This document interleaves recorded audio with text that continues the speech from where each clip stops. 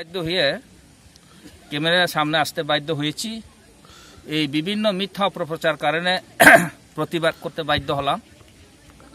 আমি সমস্ত ত্রিপুরারবাসীর কাছে আমি সত্য ঘটনা জানিয়ে দিতে চাই। কেন আজকে কাঞ্চনপুর এলাকায় ভারবার ঘটনা হচ্ছে। আমি সমস্ত বিষয় নিয়ে এখন বাধ্য হয়েছি ক্যামেরার সামনে আসতে, সত্য ঘটনা বলার জন্য।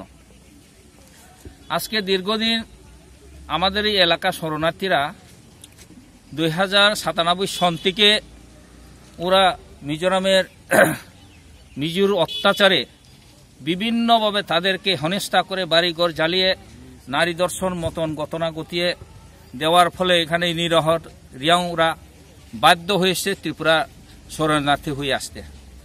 97 থেকে আসে আজকে প্রায় 24 বছর রানিং চলে। 23-24 বছর রানিং এর মধ্যে ওরা বহু জীবন কষ্টে করে এখানে কাটিয়ে আছে। বর্তমানে বহু কষ্টের মধ্যে আছে। দীর্ঘ বছর এখানে বিগত সরকার ছিল, বিগত সরকার 25 বছরে এখানে ছিল তাদের সমাধানের জন্য, এবং এখানে তাদের কিভাবে দেওয়া যায় এইগুলি ব্যবস্থা নেওয়া হয়নি। এবং যেগুলি মিজোরাম থেকে বিতাড়িত হয়ে এসেছেন ওরা অ্যাকচুয়ালি এক সময়ে ওরা কিন্তু দুম্বুরের বাসিন্দা ছিল। দুম্বুরের বান দেওয়ার ফলে ওরা মিজোরামে চলে যেতে বাধ্য হয়েছিল, পরিস্থিতি বাধ্য করেছিল তাদেরকে মিজোরাম দেওয়ার জন্য। ওরা আসলে প্রথমেই ত্রিপুরাদের তারা অরিজিনাল বাসিন্দাও ছিল। অনেকে তাদের হাতে রেশন কার্ডও আছে, এখনো অনেকের কাগজপত্র আছে তাদের হাতে। ওরা আজকে দিল্লি এবং রাজ্য সরকার বসে নতুন বিজেপি আইপিএফটি জোট সরকার আসার পরে এখানে রাজ্য সরকার দীর্ঘ 23 বছরের যে ঝামেলা, কখনো আন্দোলন হয় না। আমরা আন্দোলন দেখেছি অনেক সময়, সরকারের বিরুদ্ধে ওরা আন্দোলন। এখানে আরো ঘটনা ঘটেছে। 16 তারিখ ওরা 17 তারিখ শিলং থেকে 2 জন ছেলে, ওরা শিলংয়ে কাজ করতো, 2 জন ছেলে ওরা বাড়িতে এসেছিল। পেচারতল পর্যন্ত ওরা এসে আর গাড়ি পায়নি। তারা পেচারতল থেকে হাঁটতে হাঁটতে হাঁটতে কাঞ্চনপুরে প্রায় বিকাল 2টার সময় এসে কাঞ্চনপুর ক্রস করে ওরা সাতনারার কাছাকাছি প্রেমতলা আসার সঙ্গে সঙ্গে তাদের 2 জনের উপরে আতর্কিতভাবে আক্রমণ করা হয়। আক্রমণ করে মারধর করে তাদের মোবাইলগুলি ছিনিয়ে নেওয়া হয়, কিছু টাকা পয়সা ছিল এইগুলিও ছিনিয়ে নেওয়া হয়। এই লোকগুলি এখনো বাড়িতে পুষতে পারেনি, এখনো সাতনালা এক রিয়াং বাড়িতে তারা আশ্রয় নিয়ে আছে। কিন্তু এইগুলি মিডিয়াতে কোনো সময় প্রচার করা হয় না। মিডিয়া আগে সময় প্রচার করা হয় না। যেগুলি সত্য ঘটনাইতে সব দামাতা বাজিয়ে মিডিয়ারা অপপ্রচার করছে।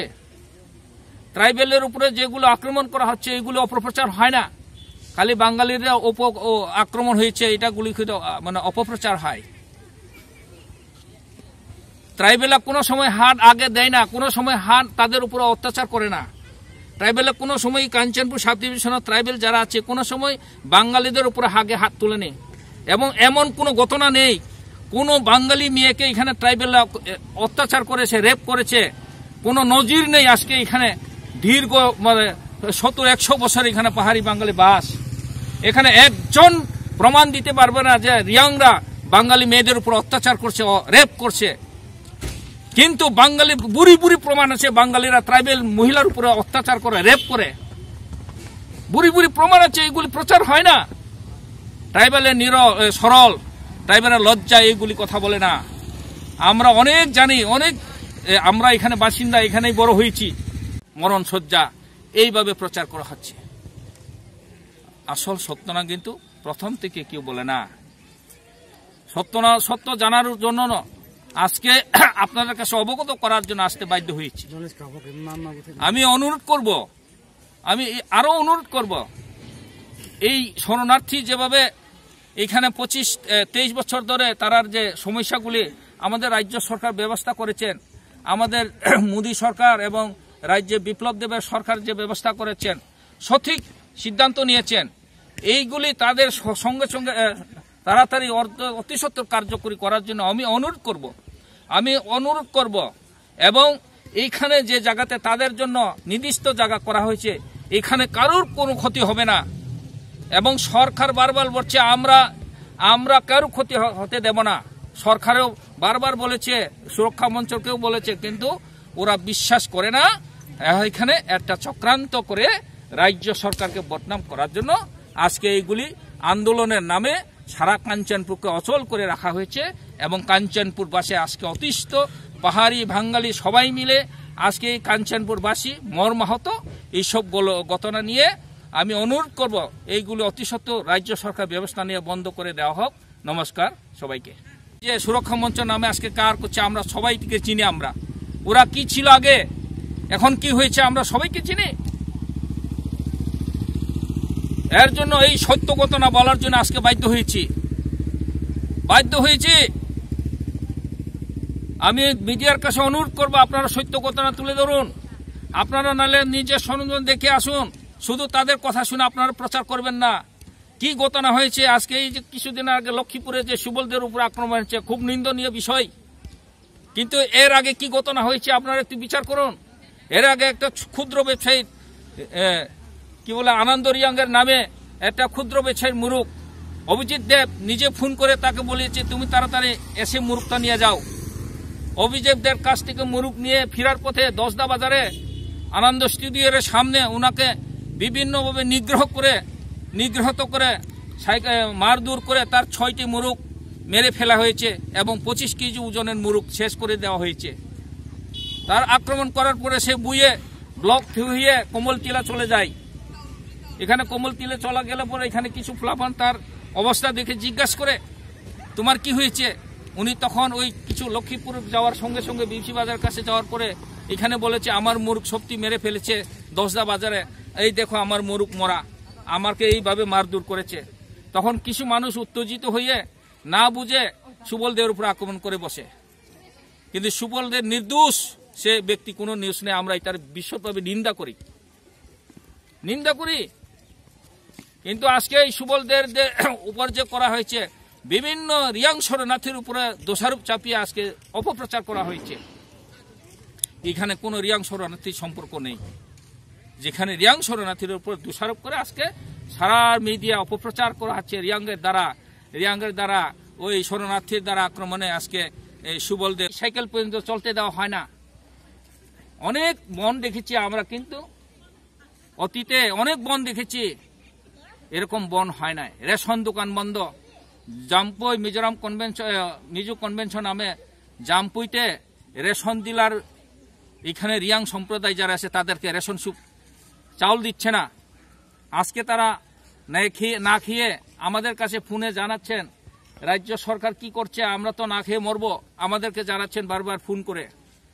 আমরা রাজ্য সরকারকেও অবগত করেছি যাতে সুস্থ এটা সঠিকভাবে তাদেরকে যাতে রেশন চাল বন্ধ না করা হয়।